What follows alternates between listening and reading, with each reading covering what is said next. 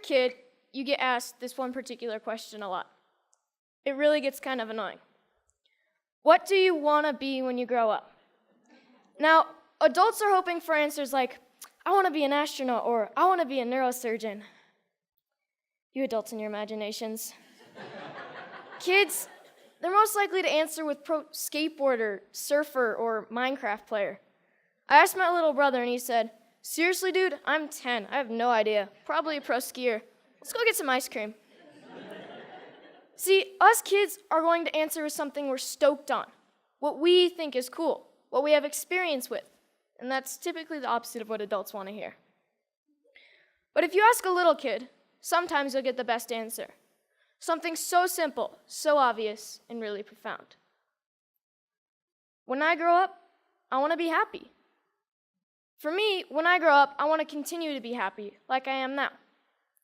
I'm stoked to be here at TEDx. I've been watching TED videos for as long as I can remember, but I never thought I'd make it on stage here so soon. I just became a teenager, and like most teenage boys, I spend most of my time wondering, how did my room get so messy all on its own?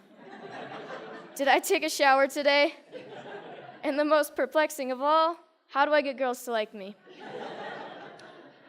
Neuroscientists say that the teenage brain's pretty weird. Our prefrontal cortex is underdeveloped, but we actually have more neurons than adults, which is why we can be so creative and impulsive and moody and get bummed out. But what bums me out is to know that a lot of kids today are just wishing to be happy, to be healthy, to be safe, not bullied, and be loved for who they are. So it seems to me when adults say, what do you want to be when you grow up?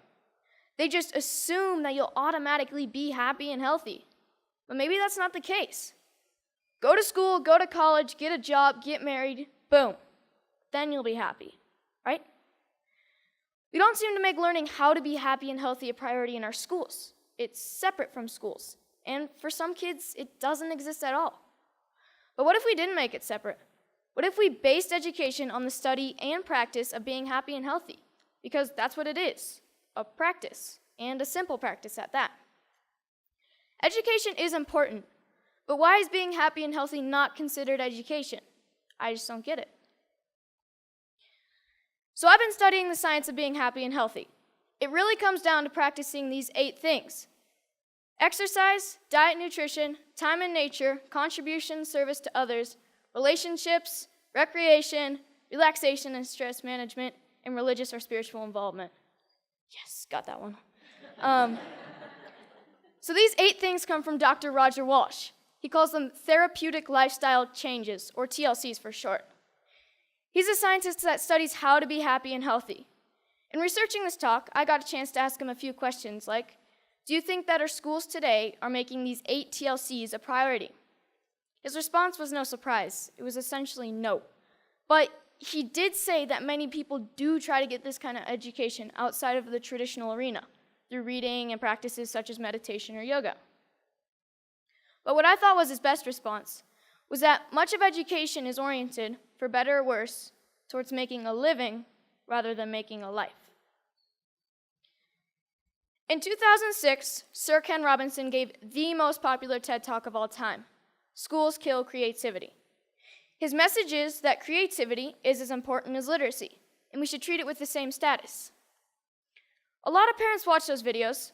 Some of those parents, like mine, counted it as one of the reasons they felt confident to pull their kids from traditional school, to try something different.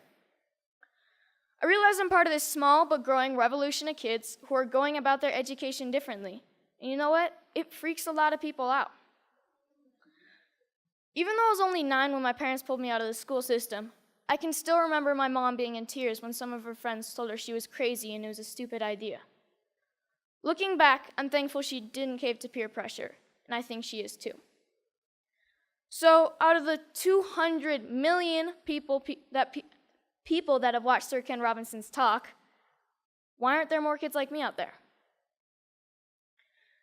Shane McConkey is my hero. I loved him because he was the world's best skier. But then one day I realized what I really loved about Shane. He was a hacker. Not a computer hacker. He hacked skiing. His creativity and inventions made skiing what it is today, and why I love to ski. A lot of people think of hackers as geeky computer nerds who live in their parents' basement and spread computer viruses. But I don't see it that way. Hackers are innovators. Hackers are people who challenge and change the systems to make them work differently, to make them work better. It's just how they think. It's a mindset. I'm growing up in a world that needs more people with the hacker mindset, and not just for technology. Everything is up for being hacked, even skiing, even education.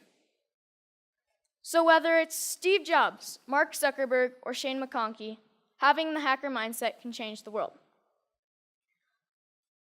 Healthy, happy, creativity, and the hacker mindset are all a large part of my education. I call it Hackschooling. I don't use any one particular curriculum, and I'm not dedicated to any one particular approach. I hack my education. I take advantage of opportunities in my community and through a network of my friends and family. I take advantage of opportunities to experience what I'm learning, and I'm not afraid to look for shortcuts or hacks to get a better, faster result. It's like a remix or a mashup of learning. It's flexible, opportunistic, and it never loses sight of making happy, healthy, and creativity a priority. And here's the cool part, because it's a mindset, not a system. Hackschooling can be used by anyone, even traditional schools. So what does my school look like? Well, it looks like Starbucks a lot of the time. But like most kids, I study a lot of math, science, history, and writing.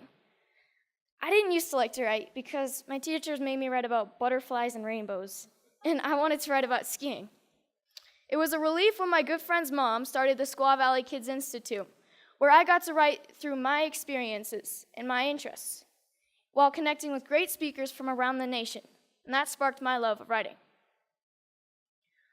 I realized that once you're motivated to learn something, you can get a lot done in a short amount of time, and on your own. Starbucks is pretty great for that. Hacking physics was fun. We learned all about Newton and Galileo, and we experienced some basic physics concepts like kinetic energy through experimenting and making mistakes. My favorite was the giant Newton's cradle that we made out of bowling balls, I think. No, bocce balls. We experimented with a lot of other things like bowling balls and even giant jawbreakers. Project Discovery's ropes course is awesome and slightly stressful. When you're 60 feet off the ground, you have to learn how to handle your fears, communicate clearly, and most importantly, trust each other. Community organizations play a big part in my education. At High Fives Foundation's Basics program, being aware and safe in critical situations, we spent a day with the Squaw Valley Ski Patrol to learn more about mountain safety. Then the next day, we switched to science of snow, weather, and avalanches. But most importantly, we learned that making bad decisions puts you and your friends at risk. Young Chautauqua brings history to life. You study a famous character in history until you can stand on stage and perform as that character and answer any question about their lifetime. In this photo, you see Al Capone and Bob Marley getting grilled with questions at the historical Piper's Opera House in Virginia City, the same stage where Harry Houdini got his start. Time in nature is really important to me. It's calm, quiet, and I get to just log out of reality. I spend 1 day a week outside all day.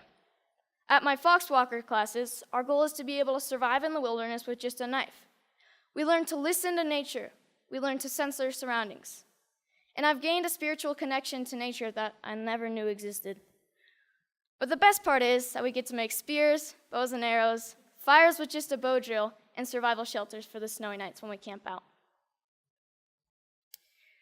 Hanging out at the Moment Factory, where they hand make skis and design clothes, has really inspired me to one day have my own business. The guys at the factory have showed me why I need to be good at math, be creative, and get good at sewing. So I got an internship at Big Truck Brand to get better at design and sewing. Between fetching lunch, scrubbing toilets, and breaking their vacuum cleaner, I'm getting to contribute to clothing design, customizing hats, and selling them. The people who work there are happy, healthy, creative, and stoked to be doing what they're doing.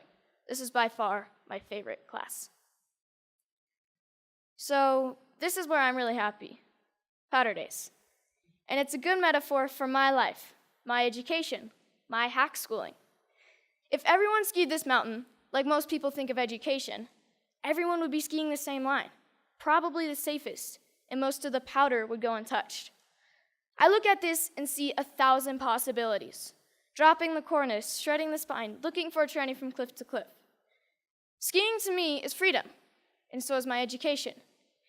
It's about being creative, doing things differently. It's about community and helping each other.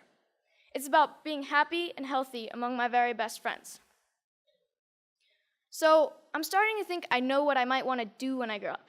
But if you ask me, what do I want to be when I grow up? I'll always know that I want to be happy. Thank you.